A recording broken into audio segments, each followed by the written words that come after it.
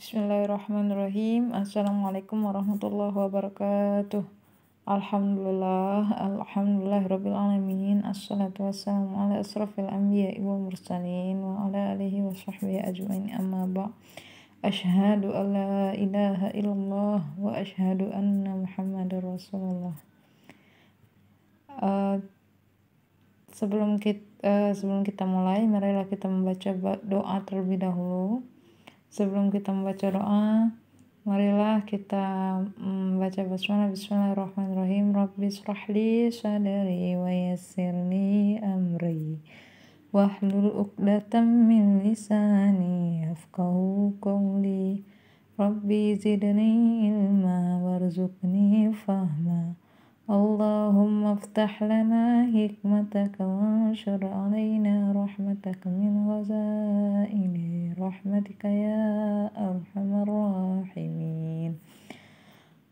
Ya arhamar rahimin. Alhamdulillahirabbil alamin. Apa kabar anak-anak? Semoga kalian sehat. Semoga kalian diberikan kesehatan dan kesehatan oleh Allah Subhanahu wa taala sehingga kita dapat bertemu pada hari ini dengan walaupun dengan daring, masih melalui daring, tetapi semoga kita doakan wabah corona ini semoga cepat berlalu dan sehingga kita dapat bertemu ya. Hari ini kita akan memasuki materi, yaitu hari ini iman kepada Allah Subhanahu wa taala. Iman kepada kitab-kitab Allah Subhanahu wa taala, maksud Ibu ya. Di bab 3 silakan dibuka gambar kitab Allah. Kitab yang kita yakini yaitu apa? Al-Quran. Tetapi banyak kitab yang sebelum Al-Quran. Berarti kita yakini kitab-kitab Allah Subhanahu wa taala, tidak hanya Al-Quran. Ya. Nah, apa yang diharapkan mampu kalian itu menyebutkan nama-nama nabi dan rasul penerima kitab-kitab Allah. Apa arti iman kepada kitab Allah dan menunjukkan perilaku yang bagaimana orang yang beriman kepada kitab Allah. Nah, pengertian kitab-kitab Allah, kalian pasti mengetahui kitab yang sering kalian pegang itu namanya kitab Al-Quran ya. Tetapi kitab Allah tidak hanya Al-Quran saja, tetapi ada 4 Alkitab yang diturunkan oleh Allah Subhanahu wa taala kepada nabi dan rasulnya. Kitab berasal dari kata katabah yang artinya apa, Bu? Menulis ya. Kitab artinya tulisan atau apa yang ditulis ya. Kitab Allah adalah kitab suci yang diturunkan oleh Allah Subhanahu wa taala kepada nabi dan rasulnya. Kitab Allah ini berisi kumpulan wahyu-wahyu Allah Subhanahu wa taala. Wahyu Allah itu apa, Bu? Wahyu Allah itu adalah kalam Allah, firman Allah yang diturunkan kepada para nabi dan rasulnya. Nah, Ibu sudah jelaskan bahwa tidak cuma Al-Quran saja yang diturunkan oleh Allah kepada nabinya, tetapi ada 4 kitab, yaitu pertama Taurat yang diturunkan kepada Nabi Musa alaihissalam. Dibenarkan di dalam Al-Quran. A'udzubillah minasyaitonirrajim. Inna anzalna at-taurata fiha huda wa nur. Ya, sesungguhnya kami telah menurunkan kitab Taurat, di dalamnya ada petunjuk dan cahaya. Quran surah Al-Maidah ayat 44 maksud Ibu ya. Di selanjutnya yaitu Zabur diturunkan kepada siapa? Nabi Daud alaihi salam. Nabi Daud alaihi salam ini dijelaskan bahwa dan kami berikan Zabur kepada Daud. Dan selanjutnya Injil yang diturunkan kepada Nabi Isa alaihissalam. Kitab Injil itu dibenarkan oleh Allah Subhanahu wa taala sebagai kitab lama, tetapi kitab ini sudah banyak diperbarui oleh tangan-tangan yang tidak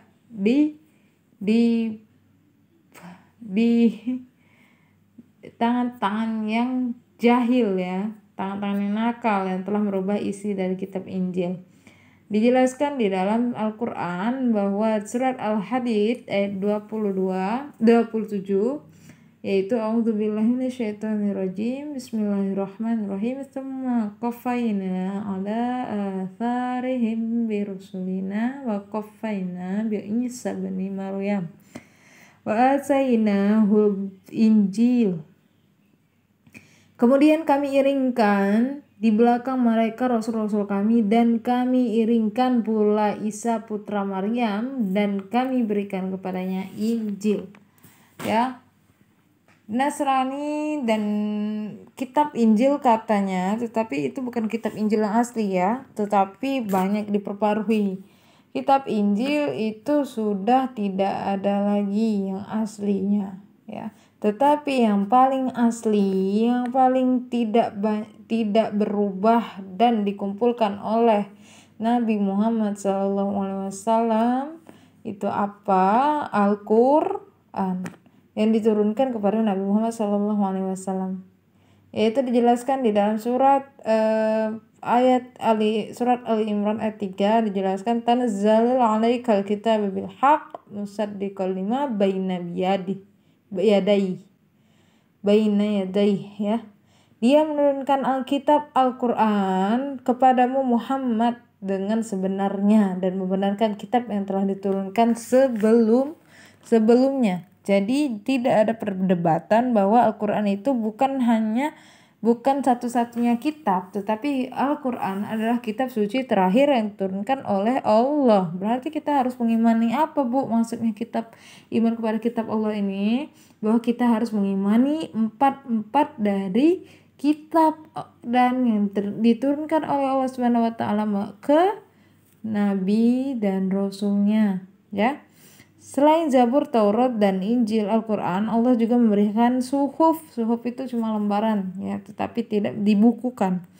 Ya, kepada Nabi Ibrahim alaihissalam, ya, dan Nabi Musa alaihissalam. Ini berupa hanya lembaran-lembaran yang tidak dibukukan, tetapi yang kita harus yakini ada 4 kitab, yaitu Taurat Nabi Musa, Zabur Nabi Daud, Injil Nabi Isa, Al-Qur'an Nabi Muhammad SAW. Ya. Garis besar dari isi kitab-kitab Allah ini bahwa ajaran tentang tauhid dan keesaan Allah dan mengajarkan akidah keimanan yang benar. Hukum-hukum dan peraturan Allah ya berisi janjian bahwa yang baik dan yang benar, baik dan yang buruk, ya, benar yang bukan benar, yang tidak benar, ya, berarti sudah dijelaskan oleh Allah di dalam kitab-kitab yang dijelaskan sudah secara gamblang dan secara peristiwa yang telah dilalui oleh Nabi dan Rasul kita, dan memuat perintah dan larangan Allah, ya, berisi kisah tentang umat manusia terdahulu agar menjadi pelajaran iktibar bagi kita, ya. Pengertian iman kepada Allah Subhanahu wa taala, beriman kepada Allah Subhanahu wa taala, beriman kepada kitab Allah, ya. Kitab Allah Subhanahu wa taala adalah meyakini dengan sepenuh hati bahwa Allah telah menurunkan kitab suci, ya, kepada para nabi dan rasul, ya. Itu iman kepada kitab-kitab Allah merupakan bagian dari rukun iman agama Islam. Rukun iman yang keberapa? Rukun iman yang ketiga, ya. Oleh karena itu semua muslim harus mengimaninya. Jika tidak mengimaninya maka hukumnya menjadi kafir, ya. Berarti telah melencengkan 6 iman yang harus kita percayai.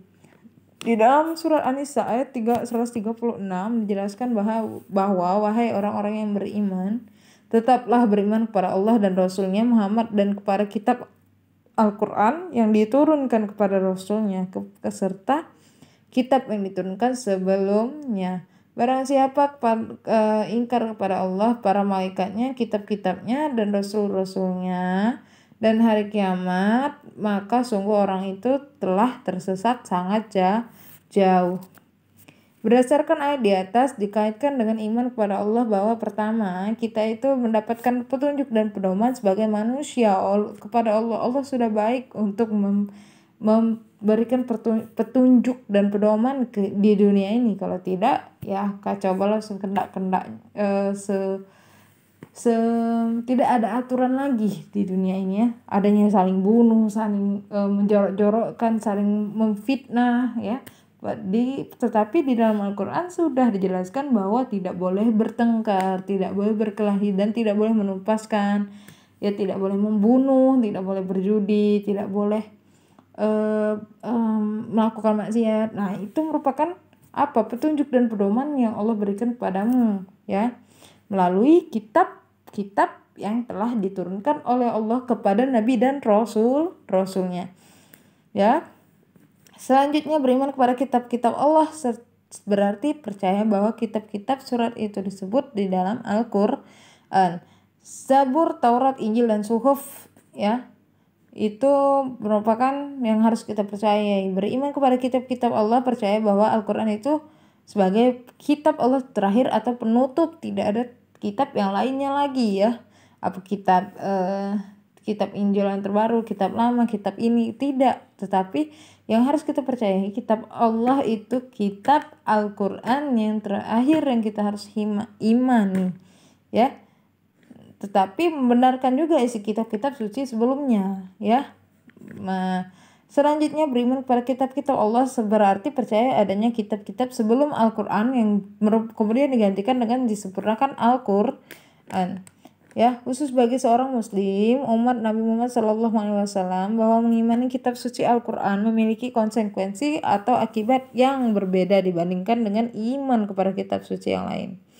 Iman kepada kitab suci selain Al-Quran hanya mengandung konsekuensi untuk mengimani keberadaan dan kebenarannya saja. Tetapi kita harus mengimani 4 kitab yang harus kita imani bahwa dan mengamalkannya ya, karena kitab suci tersebut berlaku untuk umat dan manusia tertentu yang telah berakhir dengan kedatangan kitab suci Al-Quran ya. Selanjutnya, iman kepada Al-Quran itu membawa konsekuensi yang lebih luas, seperti mempelajari dan memahami, mengamalkan, mendakwahkan, dan memperjuangkan serta membelanya. Nah, itu saja dari Ibu. Apabila ada pertanyaan silakan ditanyakan. Nanti kita akan pertemuan selanjutnya kita akan membahas tentang Nabi dan Rasul dan penerima kitab-kitab Allah. Tetap kita akan membahasnya nanti ya. Membahasnya nanti di pertemuan berikutnya. Tugasnya itu silakan videokan kalian menghafal rukun iman ya. Masa tidak hafal rukun iman? Banyak kemarin yang tidak hafal rukun iman. Dan menghafalkan yang kedua, sekalian rukun iman ada 6, 1, 2, 3 sampai 6, dan kalian menghafalkan kitab Taurat diturunkan kepada. Nah, kalian itu menghafalkan silakan setorkan sekalian dengan rukun iman tadi di satu video itu kitab dan penerima kitabnya ya. Kitab dan penerima Rasul, Nabi dan Rasul yang menerima kitab Allah Subhanahu wa taala itu siapa ya. Kalian hafalkan itu. Dan apa arti beriman kepada Allah beriman kepada kitab Allah. Nah, itu saja tiga poin yang harus kalian sebutkan di dalam satu video kalian, yaitu pertama, sebutkan rukun iman secara jelas. Kedua, urutannya secara urutan rukun iman ya, yang benar dan jelas. Kedua, itu sebutkan kitab dan Rasul, nama Rasul penerima kitabnya ya. Dan ketiga, itu sebutkan iman kepada kitab Allah ya. Beriman kepada kitab Allah adalah meyakini apa. Nah, itu kalian sebutkan ya. Terima kasih, itu saja dari Ibu. Nasrul minallah wa fatun qarib. Wassalamualaikum warahmatullahi wabarakatuh.